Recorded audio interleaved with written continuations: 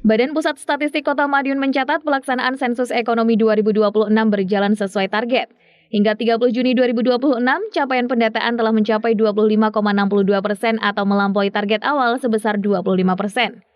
Kepala BPS Kota Madiun, Abdul Aziz mengatakan, proses pendataan yang dimulai secara door-to-door sejak 15 Juni sempat menghadapi tantangan pada masa awal pelaksanaan. Petugas membutuhkan waktu untuk beradaptasi dengan sistem wawancara, penggunaan aplikasi digital, serta kuesioner sensus.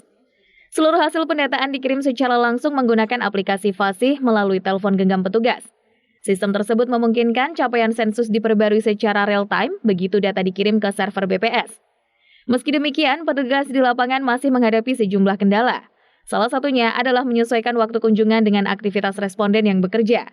Selain itu, masih terdapat masyarakat yang belum memahami tujuan pelaksanaan sensus ekonomi 2026 sehingga membutuhkan penjelasan lebih lanjut dari petugas. BPS Kota Madiun juga mengakui masih ditemukan penolakan dari sebagian warga. Berdasarkan hasil pendataan di lapangan, sebagian masyarakat enggan memberikan informasi karena khawatir data yang disampaikan berkaitan dengan perpajakan maupun alasan privasi. BPS menegaskan, sensus ekonomi 2026 tidak memiliki keterkaitan dengan penarikan pajak maupun pengawasan terhadap pelaku usaha. Pendataan dilakukan semata-mata untuk memperoleh gambaran menyeluruh mengenai kondisi dan struktur ekonomi Indonesia.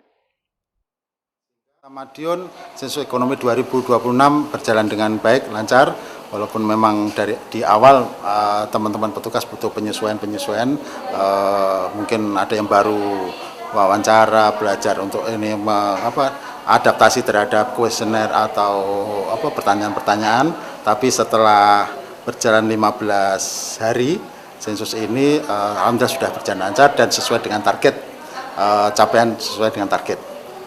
Target kita di 30 Juni 2026 itu adalah 25%. Dan alhamdulillah tadi teman-teman sudah lihat kita sudah 25,62%. Dan itu terus bergerak setiap saat karena nanti sesuai dengan apa yang disubmit oleh teman-teman petugas. Karena petugas ini kan menggunakan aplikasi Fasih dan di HP. Ketika itu sudah submit, otomatis langsung masuk server, itu akan terus bergerak, berubah terus. Artinya real time lah, kayak quick count-nya pemilu, itu kan akan bergerak terus seperti itu. Yang kendala yang dialami di lapangan tuh lebih banyak harus menyesuaikan waktu ketemunya dengan responden. Kadang-kala responden yang bekerja itu tidak bisa ditemui di pagi hari, maka harus menjadwal di siang hari atau sore hari atau di hari libur. Bekerja misalnya hari Sabtu atau hari Minggu. Kemudian juga ada beberapa memang yang butuh sedikit memberikan pemahaman yang cukup terkait dengan sensus ekonomi 2026. Karena kadang-kala kurang masyarakat ada yang mungkin belum teredukasi dengan baik atau belum mendapatkan informasi yang cukup terhadap sensus ekonomi 2026. Ada penolakan? Ya. Dari masyarakat? Ada penolakan, tapi alhamdulillah sampai saat ini sudah masih bisa diselesaikan. Alasannya apa? Ya.